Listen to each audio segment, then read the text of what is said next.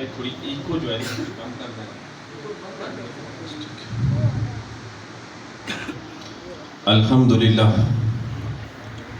الحمدللہ الذی لہ الملک السماوات والارض وہو علی کل شیء قدیر. الحمدللہ وکفی والصلاۃ والسلام علی من لا نبی بعدہ. اما بعد اعوذ باللہ من الشیطان الرجیم بسم اللہ الرحمن الرحیم. قال اللہ تبارک و تعالی وما ارسلناک شاہدا ومبشرا ونذیرا. وقال اللہ تبارک و تعالی وما ارسلناک الا کافۃ للناس بشیرا ونذیرا. وقال اللہ تبارک و تعالی وما ارسلناک الا رحمۃ للعالمین. وقال رسول اللہ صلی اللہ علیہ وآلہ وسلم یا ابو سفیان جئتکم بخیر الدنیا والآخرہ. وقال رسول اللہ صلی اللہ علیہ وآلہ وسلم جئتکم بکرامت الدنیا والآخرہ وجئتکم بخیر الدنیا والآخرہ. وقال رسول اللہ صلی اللہ علیہ وآلہ وسلم ان اللہ بعثنی کافۃ للناس رحمۃ فعدوا عنی او کما قال صلی اللہ علیہ وآلہ وسلم. اللہم صلی علی محمد وعلی آل محمد کما صلیت علی ابراہیم وعلی آل ابراہیم انک حمید مجید. اللہم بارک علی محمد وعلی آل محمد کما بارکت علی ابراہیم وعلی آل ابراہیم انک حمید مجید. میرے بھائیو اور دوستو،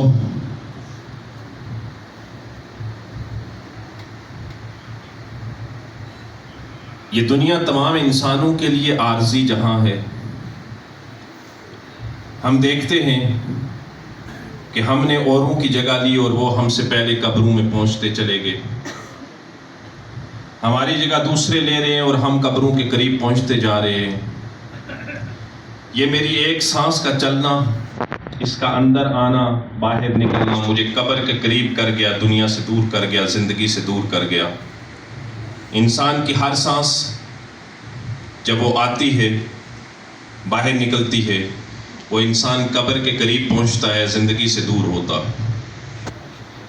اس کائنات میں دیکھا جائے تو یہاں زندگی اور موت کا ایک سلسلہ چلتا ہے، اور جب بھی زندگی اور موت آپس میں نامرد آزما ہوتے ہیں، یہ پنجہ آزمائی کرتے ہیں تو ہمیشہ موت جیتتی ہے، زندگی ہار جاتی ہے.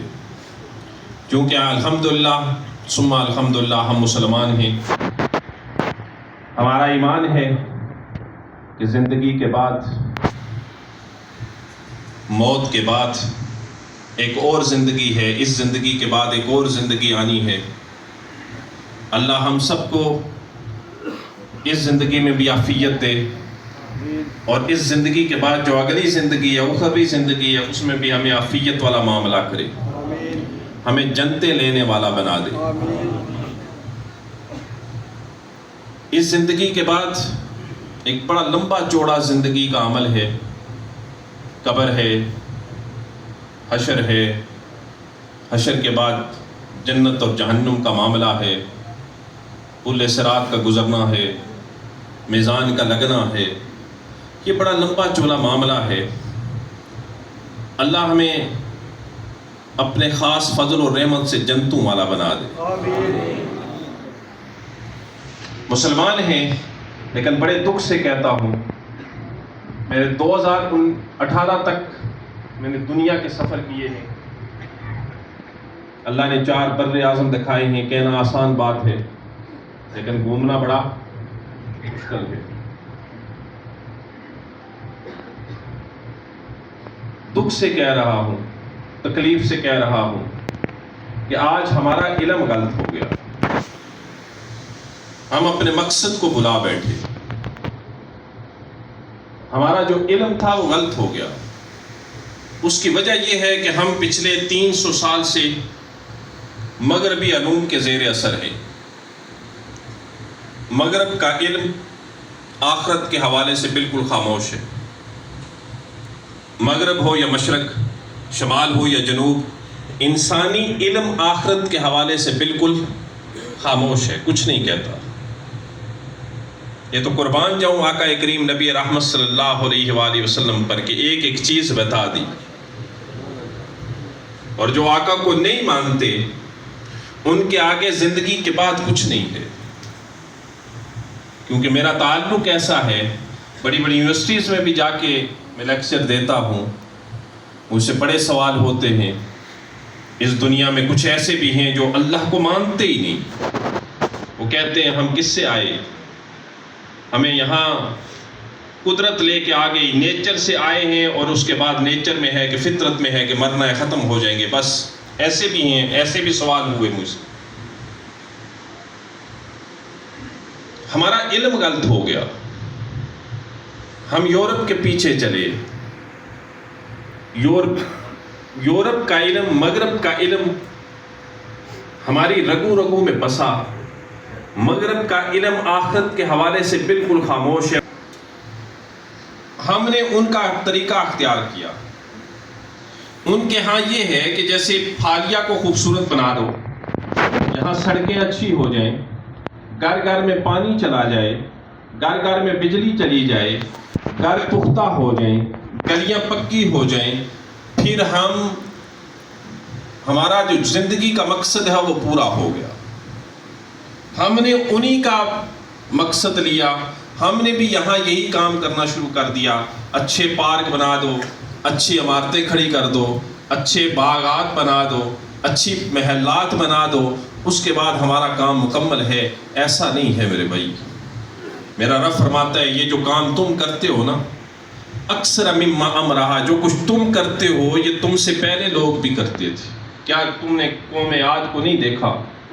تم سے اچھے وہ نقشے بناتے تھے، تم سے اچھے وہ گھر بناتے تھے، تم سے اچھے وہ عمارات کھڑی کرتے تھے، تم سے اچھے وہ محلات بناتے تھے، تم سے اچھی وہ سہرگاہیں بناتے تھے۔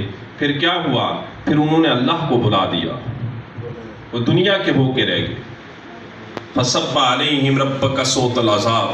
اور جب اللہ کا کوئی کام اللہ کو کوئی بلا دیتا ہے نا، پھر اللہ کے عذاب کا کوڑا برستا ہے۔ پھر ان پہ اللہ کے عذاب کا کوڑا برسا۔ پھر کیا ہوا؟ ان کے محلات تو کھڑے رہے لیکن اس میں بسنے والا کوئی نہ رہا، ان کے باغات تو رہے لیکن پھل کھانے والا کوئی نہ رہا، ان کی سیرگاہیں تو رہی لیکن اس میں سیر کرنے والے کوئی نہ رہے۔ تو میرے بھائیوں، آج ہمارا بھی عمل ایسا ہے، ہم نے بھی دنیا کے لیے سب کچھ کیا۔ ابھی حضرت صاحب بتا رہے تھے نا، حافظ صاحب کہہ رہے تھے، مجھ سے بہت دفعہ سوال ہوتا ہے، مجھ سے پوچھا جاتا ہے آپ کرتے کچھ نہیں، پہلے آپ نوکری کرتے تھے چھوڑ دی۔ میں پروفیسر تھا پنجاب یونیورسٹی میں، ایم فل میں نے کیا زولوجی میں، تو پھر جب اللہ کے راستے میں نکلا تو ہر چیز کو چھوڑ چھاڑ دیا۔ مجھ سے بڑی بڑا سوال ہوتا ہے کہ کیسے گزارا چلتا ہے۔ مجھے ٹی وی والے کہتے ہیں کہ 2-2 لاکھ روپیہ آپ لیں، ہمیں 1 گھنٹے کا لیکچر دیں۔ میں کہا کرتا ہوں جب میں قبر میں چلا گیا مجھ سے اللہ نے پوچھا میری آیتوں کو تھوڑی قیمت میں کیوں بیچا، میں کیا جواب دوں گا؟ میرے پاس کوئی جواب ہے اس کا؟ دنیا میں تو میں کما لوں گا، تو پھر آخرت میں میرا کیا حساب ہوگا؟ میرے پاس کوئی جواب ہے؟ نہیں ہے۔ مجھ سے پوچھا جائے گا، نہیں آ سکتا، لیکن میرے لیے کسی کا 1 روپیہ میں کہتا ہوں یہ حرام ہے۔ جو دعوت کے کام میں ہے وہ صرف دعوت کا کام ہے، بس صرف اللہ کی رضا کے۔ ہمارا علم غلط ہو گیا میرے بھائی، ہم نے دنیا کو سب کچھ سمجھ بیٹھے، ہم دنیا کے پیچھے لگ گئے، دنیا کے 4 ٹکوں کے پیچھے ہم نے ایمان بیچنا شروع کر دیا۔ لیکن ہم دعویٰ کیا کرتے ہیں؟ ہم دعویٰ یہ کرتے ہیں کہ ہم آقا کریم نبی رحمت صلی اللہ علیہ وآلہ وسلم کے ماننے والے ہیں۔ یہ میں دعوے کا لفظ استعمال کر رہا ہوں کہ ہم دعویٰ کرتے ہیں، اس پہ عمل نہیں کرتے۔ ہم ایک ایسے کامل ہادی اور برحق محبوب اکرم صلی اللہ علیہ وآلہ وسلم کے ماننے والے ہیں کہ جن کے علم کی روشنی کے سامنے چاند اور ستاروں کی روشنی ختم ہو جائے، سورج کی روشنی ختم ہو جائے، جن کے دل کی روشنی، جن کے دل کے نور کے سامنے عرش کے نور کی روشنیاں ختم ہو جائیں، جو مسجد نبی میں بیٹھے ہوئے، جن کا عمل اتنا اور علم اتنا کامل ہے اور جن کی نظر اتنی عظیم ہے کہ مسجد نبی میں بیٹھے ہوئے جنت کو بھی دیکھتے ہیں، جہنم کو بھی دیکھتے ہیں۔ نماز عصر پڑھا رہے ہیں. اس وقت مسجد کا محراب نہیں تھا. محراب عمر بن عبدالعزیز کے دور میں بنا ہے. میری باتیں آپ کی سمجھ میں آتی؟ آپ وہ سننے کے عادی ہو گئے نا. نہ کیا کرو. اگر کوئی ایسے تقریر کرے اسے روک دیا کرو. بولے سیدھی بات کرے. ہم سیدھی سننے کے قائل. شاید اللہ آپ ایک اس حدیث پہ عمل کروائیں گے, اللہ آپ کی بخشش کرتی.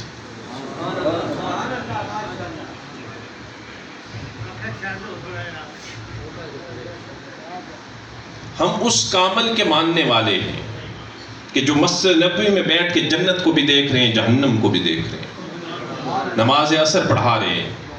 اس وقت محراب نہیں ہوتا تھا. مسجد کا محراب عمر بن عبدالعزیز علیہ رحمہ کے دور میں بنا ہے. آپ آگے چل پڑے صلی اللہ علیہ وآلہ وسلم. آگے جاتے ہیں, دیوار تک جاتے ہیں, پھر واپس آتے ہیں.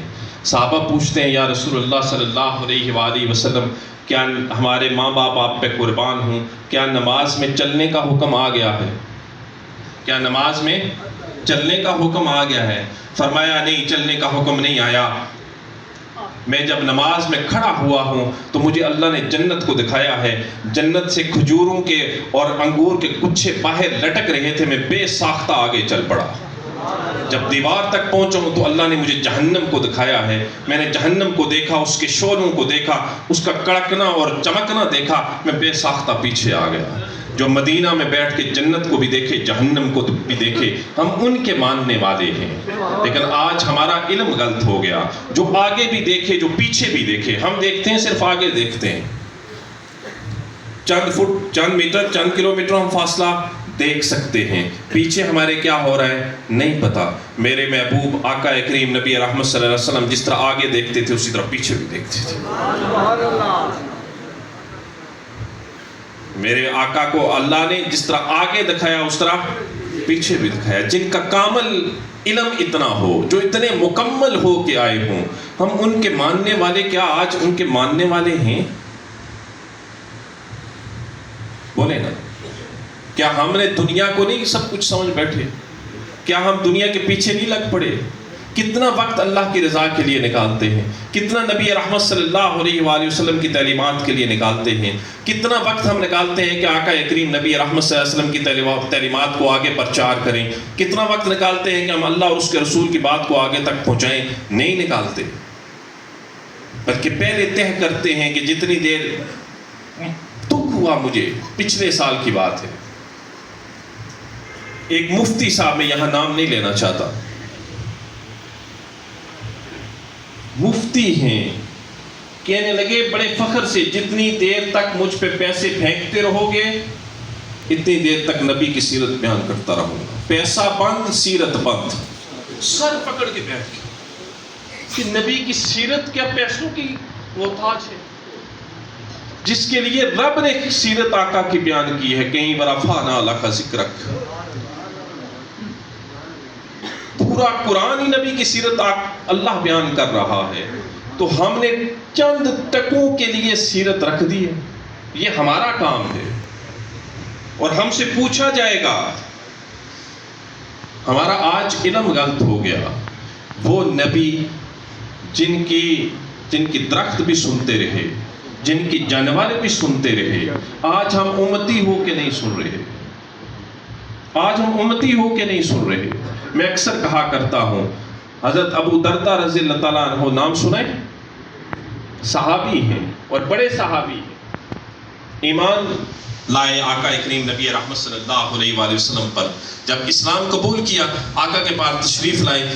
آقا تشریف فرما تھے, ایک کھجور کے درخت کے تنے کے ساتھ ٹیک لگا کے بیٹھے ہوئے تھے. پاس آئے, یا رسول اللہ صلی اللہ علیہ وآلہ وسلم, میں آپ پہ ایمان لایا ہوں, لیکن اپنے ایمان کی تقویت کے لیے, اپنے ایمان کو اور مضبوط کرنے کے لیے چاہتا ہوں کہ یہ جو سامنے کھجور کا درخت ہے اس میں جو فلاں جگہ ٹہنی اوپر لگی ہوئی ہے وہ آپ کے پاس آئے, آپ سے آ کے بات کرے, آپ کو سلام کرے, میرا ایمان اور مضبوط ہو جائے گا. سبحان اللہ. شرط کیا رکھ دی؟ اور یہ نہیں کہا کھجور کا درخت ہے, وہ تو آپ نے واقعہ سنا ہے نا. فرمایا وہ کھجور کا جو درخت ہے نا, اس کے اوپر فلاں جگہ جو ٹہنی ہے اس سے کہو کہ وہ آپ کے پاس آئے. تو آقا نے فرمایا اچھا, میں تو یہیں ہوں, میں کچھ نہیں کرتا, تو ہی میرا پیغام لے جا، پیغام لے جا. جو تجھے ٹہنی اچھی لگتی ہے نا، اس ٹہنی سے جا کے کہہ کہ اللہ کا حبیب تجھے بلا رہا ہے. وہ گئے، دیکھا وہ ٹہنی تجھے اللہ کا حبیب بلا رہا ہے. وہ ٹہنی اس طرح اتری، حدیث بتا رہا ہوں، بخاری پڑھ رہا ہوں، اس طرح اتری جس طرح انسان درخت سے نیچے اترتا ہے. یوں درخت سے نیچے اتری، یوں کھڑی زمین کو چیرتی ہوئی آئی اور آقا کے سامنے سر کو یوں کر کے کھڑی ہو، سلام کیا. اور سلام کے بعد عرض کیا یا رسول اللہ صلی اللہ علیہ وآلہ وسلم. بد دعا بھی کی، لیکن آقا تو رحمت للعالمین ہے نا. فرمایا میری ایک عرض ہے یا رسول اللہ، میرا جو پھل کھائے نا، اگر وہ نماز نہیں پڑھتا تو اسے میرا پھل ہضم نہ ہو، وہ بیمار ہو جائے. آقا نے فرمایا میں یہ نہیں کرتا. کہاں جا رہے ہیں ہم؟